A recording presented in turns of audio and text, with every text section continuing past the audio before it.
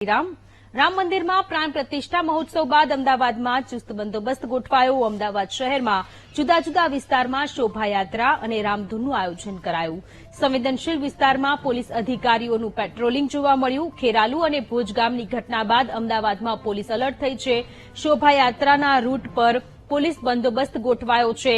Command and control રૂમમાંથી સતત સીસીટીવીનું monitoring થઈ રહ્યું છે। કોઈ પણ વ્યક્તિ અનિચ્છનીય બનાવ ન બને તેની તકેદારી પોલીસ રાખી રહી છે। પોલીસ ટેન્ટુ જોવા મળી રહી છે।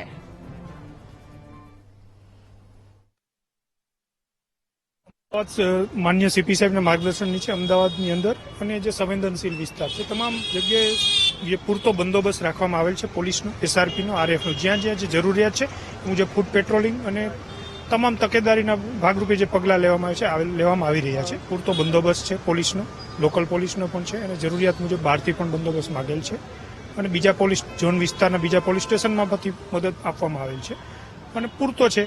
જે શોભાયાત્રા નીકળશે એ પણ શાંતિપૂર્ણ માહોલમાં હાલ ઉજવાઈ જ રહી છે અને રામધૂન પણ એ જ રીતે અહીંયા પોઈન્ટ અને પોલીસ બંદોબસ્ત ગોઠવવામાં આવ્યો છે। મારો જે ડીસીપી ઝોન 2ના ચાર્જમાં છું તો મારા વિસ્તારની અંદર શાહપુર અને કારંજની અંદર જે સંવેદનશીલ વિસ્તાર છે એમાં અમે એસીપી, હું અને બધા પીઆઈ હાજર છીએ અને પૂરતો બંદોબસ્ત છે।